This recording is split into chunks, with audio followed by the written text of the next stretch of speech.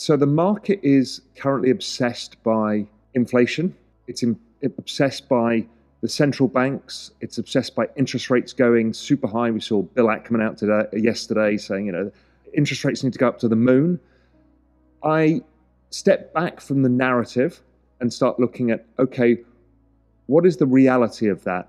And I think the reality is, and I'll show it in the presentation, that what we've actually done is utterly destroy demand already. Hello and welcome to Smart Tech Ideas. In today's video, cryptocurrency enthusiast, former Goldman Sachs executive and Real Vision CEO Raoul Pal updates about the latest happenings in the cryptocurrency market, along with a macro analysis on Bitcoin's price action. Raoul also speaks about the future of cryptocurrency adoption and the chances of a dramatic risk-off event happening in the coming few weeks. Make sure to stick around till the end of this video, where Raoul Pal talks about the concept of demand destruction and supply restriction and its role in the coming recession. If you like the video, don't forget to give it a thumbs up, subscribe to the channel, and turn on the post notifications. So without wasting any time, let's dive right into the video. And if network adoption models are the key models, I've spent a long time looking at this because a lot of people still don't really understand it. And I thought, how can I model this in a way that makes sense to an idiot like me? Because Metcalfe's law is a complicated formula where we don't have the simple inputs that we can just put it into a model. So I went through all of the different things on chain and the various factors and found that I could best describe the price action of Bitcoin via looking at the total transaction volumes in dollar terms versus the number of active addresses. And that makes total sense. A network of two people transacting $1 billion a week is nice, but it's not a network. But the same $1 billion a week transacted by 1 billion people is incredibly valuable. Bitcoin transacts more volumes than anything else, and it has a lot of active addresses. And what's amazing is the two charts, even though the numbers are wildly different, the two charts mirror each other perfectly. It tells you that price is actually a great indicator of network adoption. So it doesn't give you a lead, and I'm working on rate of change models and other things to give us some leads on this.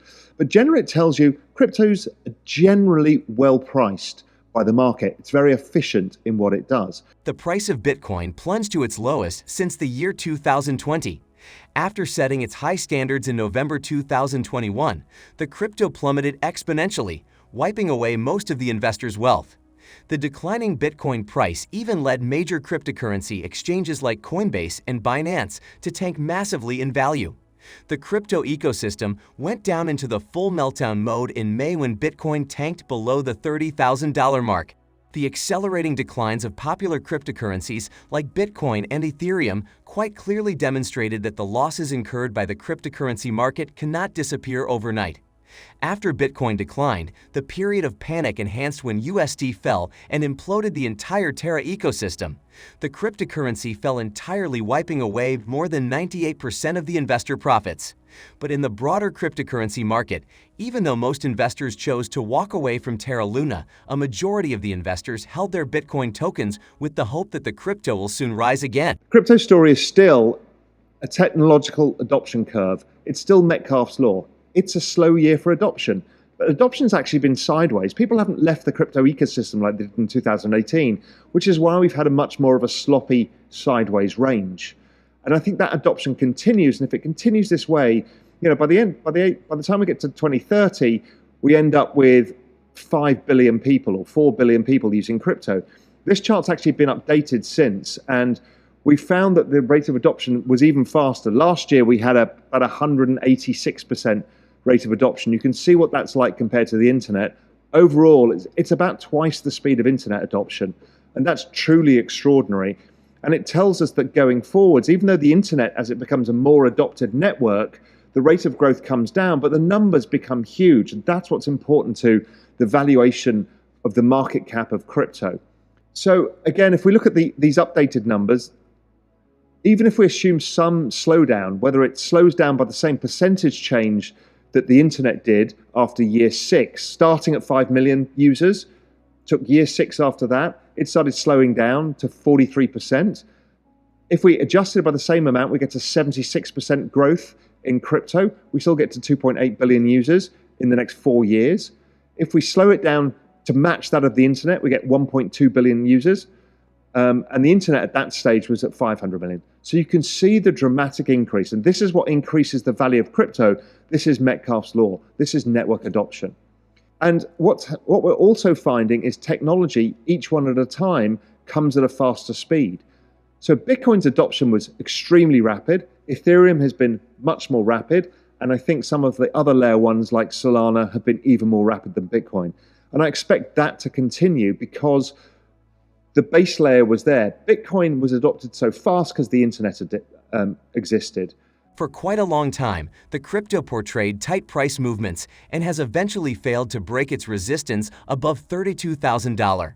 There are several reasons for this price volatility, but experts believe that the most important reason behind this failing crypto market is the uncertain stock market. For the past several months, since the crypto market imploded, bringing down the values of major cryptocurrencies, analysts have realized that the crypto ecosystem has been quite uncannily following the price patterns of the stock market. Any economic and financial breakdown in the global community brought down the price values of cryptocurrencies like Bitcoin, Ethereum, and Solana. It is quite disappointing since the whole point of investing in a decentralized market was to stray away from the global political, economic, and financial issues. Further adding to Bitcoin's fluctuations are the digital asset regulatory frameworks that are being implied in most nations. So my thesis is demand destruction is what's going on now. Most people have a tendency, economists, people in the commodity markets, most people tend to look at supply. So we know there's a lot of supply restrictions in commodities right now, but people don't realize that the other part of the equation is demand. So most people assume demand is stable and supply is the variable. And I find that demand tends to be the bigger part of the equation. So even if the supply situation is very tight, if demand has been destroyed, then the picture can change super fast. And we've seen it many times in the past, whether it was the 1970s and how people look at money. People look at money supply. We hear that all the time. People don't look at money demand. And money demand is the real thing here. And money demand we can often see through things like velocity of money. That shows the demand for money as opposed to the supply of money. And if there's no demand for money, it tends to be a deflationary or disinflationary environment. If there is demand for money, then it tends to become inflationary. And we haven't seen that. After repeated failures to contain the price value of around $32,000, Bitcoin slipped back to $30,000 and ultimately going below $30,000 level. But its adoption rate has not declined. More and more institutional investors, luxury brands, and nations are opting to adopt Bitcoin with the hopes to create a framework for the citizens and companies to utilize its benefits and leverage the profits yielded by it. Even though its market value is at a standstill, its adoption and acceptance in the market project growth and development. It all comes together in what I think is a dramatic risk-off that happens over the next 4 to 5 weeks. Much like the end of 2018. Those of you from the crypto markets will remember Bitcoin fell 50% over that period and put in the low. I think we're starting to see that kind of scary price action. The equity market as of today has put in a demarket indicator daily low, but this is around the month-end rebalance effects, and we know the month-end rebalance is going to be one of the largest ever, meaning pension funds to rebalance their portfolios have to buy a lot of equities. They're doing that. They probably need to get it done before the long weekend in the United States.